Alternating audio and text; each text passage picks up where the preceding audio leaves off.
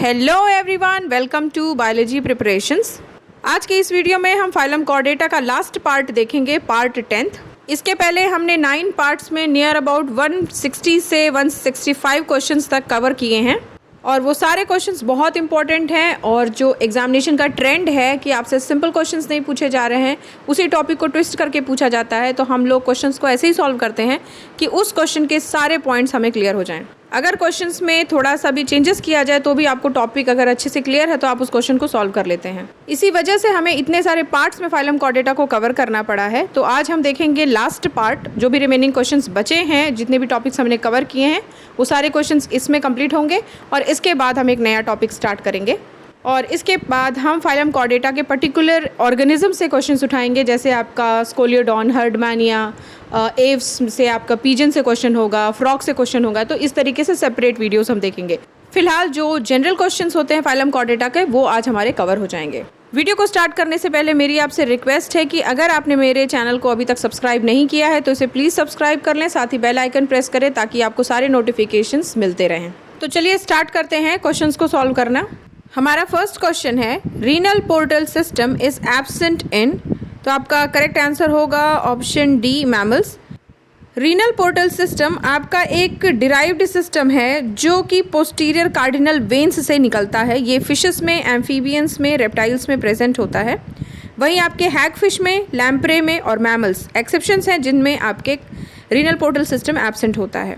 जो आपकी posterior part होती है बॉडी की, वहाँ से जो ब्लड होता है, ब्लड का फ्लो होता है, वो आपके रीनल पोर्टल वेन्स से फ्लो होता है और वो जाके पास होता है कॉर्डिनल वीनल केवा में। ठीक है, तो ये आपका फंक्शन है रीनल पोर्टल सिस्टम का। रीनल पोर्टल सिस्टम का जो फंक्शन है वो आपका ब्लड को रीनल ट्यूब्यूल्स में ले जाना होता है जब आपके ग्लोमेरुलर फिल्ट्रेशन एब्सेंट होती है। ठीक है, तो आपका जो करेक्ट आंसर होगा वो होगा option D, in mammals. Next question है, which of the following animal never drinks water. तो आपका करेक्ट आंसर होगा option C, kangaroo rat. Kangaroo rat आपके स्मॉल नॉक्टर्नल रोडेंट्स होते हैं, यानी रैट फैमिली से बिलोंग करते हैं। इन्हें वाटर की ज़रूरत नहीं पड़ती है क्योंकि ये जो भी डाइट लेते हैं या जो भी फूड लेते हैं उसके मेटाबॉलिज्म से जो वाटर सेक्रेट होता है वो ही इनके लिए इनफ होता है, पर्याप्त होता है। इनका life span near about 10 years का होता है और ये अपने पूरे एंटायर लाइफ में विदाउट वाटर रह सकते हैं। इसलिए आपका करेक्ट आंसर होगा ऑप्शन सी, कंगारू रैट।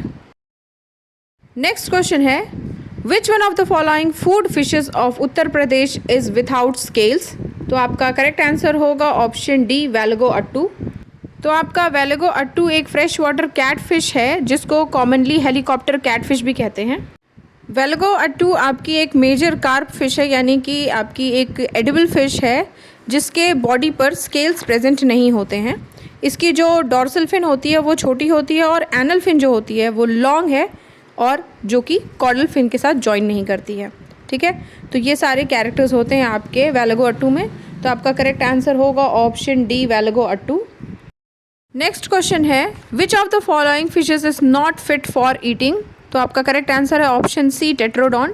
टेट्रोडॉन आपके कोस्टल वाटर्स और एस्चुरीज, जो कि आपके रिवर्स जहाँ पर जाके आपके ओशन से मिलते हैं, वो एरिया में ये फ़िश पाई जाती है। इसको कॉमनली ग्लोव फिश या पफर फिश कहते हैं। ठीक है, इसके बॉडी में एक हार्मफुल एल्कलॉइड सेक्रेट होती है जो कि पॉइजन होती है, जिसको टेट्रोडॉक्सिन कहते हैं। ठीक है, ये फ़िश जो है यूज़फुल होती है लंग इन्फेक्शन में। जो इसमें टेट्रोडॉक्सिन मिलता है या फिर जो एल्कलॉइड है, इससे लंग इन्फेक्शन को दूर किया जाता है इन जापान, और ये हार्मफुल होती है, पॉइजनस होती है। ठीक है, तो आपका करेक्ट आंसर होगा ऑप्शन सी, टेट्रोडॉन। नेक्स्ट क्वेश्चन है, which of the following respires through book lungs and excrete through coxal glands. तो आपका करेक्ट आंसर है ऑप्शन ए, पेरिपैटस। पेरिपैटस आपका एक कनेक्टिंग लिंक है बिटवीन आर्थ्रोपोडास एंड एनिलिडा। इनमें आपके रेस्पिरेशन होता है बुक लंग्स से और एक्सक्रीशन होता है थ्रू कॉक्सल ग्लैंड्स। ठीक है, इसलिए आपका करेक्ट आंसर होगा option A, peripatus. Tornaria is the larva of. तो आपका करेक्ट आंसर है ऑप्शन बी, बेलानोग्लॉसिस।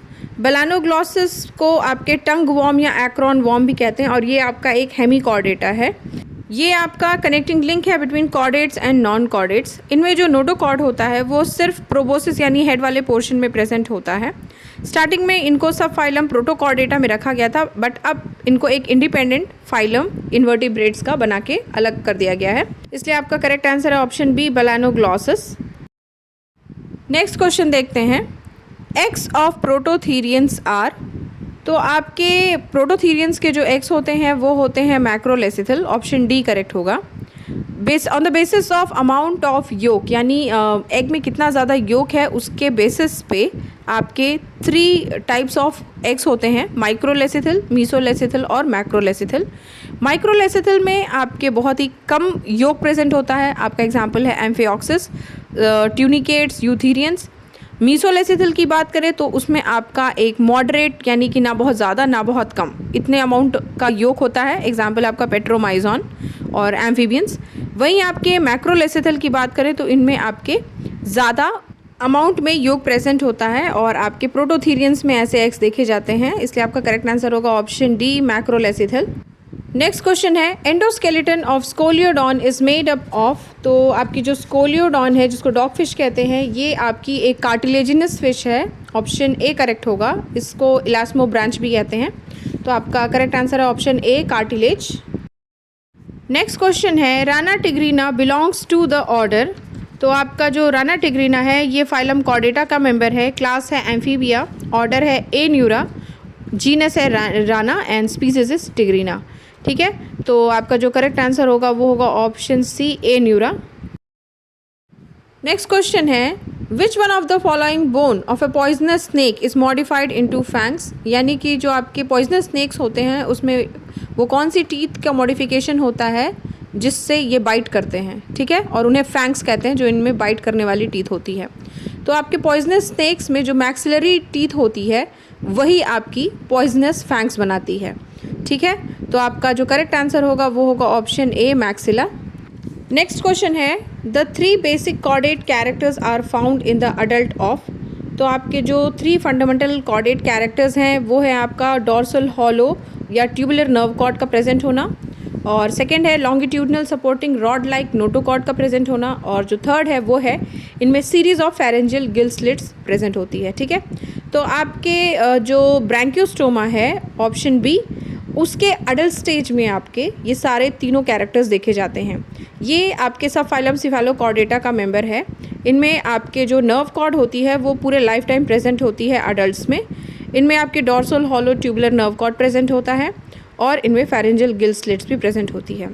इसके साथ इनमें आपके सोलेनोसाइट्स होते हैं जो आपके एक्सक्रीशन में हेल्पफुल होते हैं।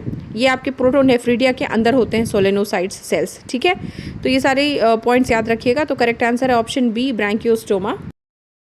नेक्स्ट क्वेश्चन है, which of the following is a chordate but not a vertebrate, तो इसमें से जो ऑप्शंस दिए हैं उसमें से वो कॉर्डेट तो है लेकिन एक वर्टिब्रेट नहीं है। तो सबसे पहले आप ये जानिए कि फाइलम कॉर्डेटा को आपके 4 सब फाइलम्स में डिवाइड किया गया है। पहला है हेमिकॉर्डेटा, दूसरा है यूरोकॉर्डेटा, तीसरा है सिफेलोकॉर्डेटा और आपका 4th है वर्टिब्रेटा। ठीक है, तो आपका जो करेक्ट आंसर होगा वो होगा एम्फिऑक्सिस, ऑप्शन डी। एम्फिऑक्सिस आपका एक सिफेलोकॉर्डेटा है। वहीं अगर काटला की बात करें तो ये आपकी एक फ़िश है जो कि आपके वर्टिब्रेट्स में आती है। हिपोकैम्पस आपका सी हॉर्स, ये भी एक फ़िश है, ये भी आपकी आती है वर्टिब्रेट्स में। और हेमीडेक्टाइलस यानी कि आपकी लिजर्ड को कहा जाता है हेमीडेक्टाइलस, और ये आपके आता है रेप्टाइल्स में और ये भी वर्टिब्रेट है। तो आपका करेक्ट आंसर होगा option D, amphioxus. Next question है, the egg of amphioxus is, तो ये क्वेश्चन अभी हमने देखा। तो जो एम्फिऑक्सिस का एग होता है वो आपका होता है माइक्रोलेसिथल। इनमें बहुत ही मिनिमम अमाउंट ऑफ योग प्रेजेंट होता है। तो करेक्ट आंसर है ऑप्शन बी, माइक्रोलेसिथल। अब देखते हैं इस वीडियो का last question, the largest fish is, तो आपका करेक्ट आंसर होगा ऑप्शन डी, शार्क। ऑप्शन में आपके वेल भी दिया है तो आप इससे कंफ्यूज मत करिएगा।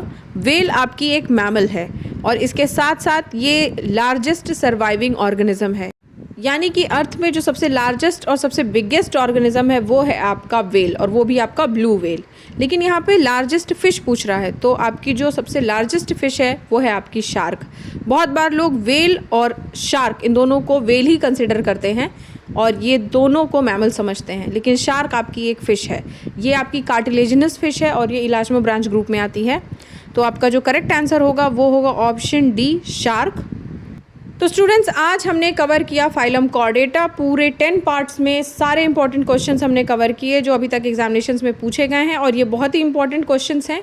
आप किसी भी एग्जामिनेशन की प्रिपरेशन कर रहे हो, UP, TGT, PGT, NVS, KVS, DSSB, GIC, LT grade या बायोलॉजी बेस्ड कोई भी एग्जामिनेशन हो, 11th 12th आपका, अगर आपने मेडिकल एंट्रेंस की एग्जामिनेशन आप दे रहे हैं, तो हर तरीके के एग्जामिनेशंस में इस टॉपिक से क्वेश्चंस पूछे जाते हैं। हमने इस टॉपिक को बहुत ही सारे पार्ट्स में कवर किया है, बहुत सारे क्वेश्चंस के साथ, और वो भी डिटेल्ड वे में। अगर आप इन क्वेश्चंस को अच्छे से सुनते हैं, प्रैक्टिस करते हैं और साथ ही नोट डाउन करते हैं और रिविजन करते रहते हैं, तो इस टॉपिक से आपका कोई भी क्वेश्चन गलत नहीं होगा। ठीक है, इसके बाद से हम अब स्टार्ट करेंगे फाइलम कॉर्डेटा के इंपॉर्टेंट ऑर्गेनिजम्स, जैसे कि आपके हो गया फ्रॉग, आपका स्कोलियोडॉन हो गया, आपकी पिजन हो गई, और ये जो ऑर्गेनिजम्स आपके इंपॉर्टेंट टॉपिक्स हैं वर्टिब्रेटा या फिर आपके कॉर्डेटा के, तो उन पर्टिकुलर टॉपिक्स को हम अब 1 by 1 ईच वीडियोस में कवर करेंगे। तो स्टूडेंट्स, अगर आपको मेरे वीडियोस हेल्पफुल लग रहे हैं तो इसे प्लीज़ लाइक एंड शेयर करें और मेरे चैनल को सब्सक्राइब कर लें। जब आप लाइक करते हैं और शेयर करते हैं और मैं ढेर सारे कमेंट्स देखती हूँ तो मुझे मोटिवेशन मिलता है और अच्छा काम करने के लिए, इसलिए प्लीज़ आप लाइक, शेयर और कमेंट करते रहें। तो फिर मिलते हैं नेक्स्ट वीडियो में एक नए टॉपिक के साथ। Till then take care and good bye.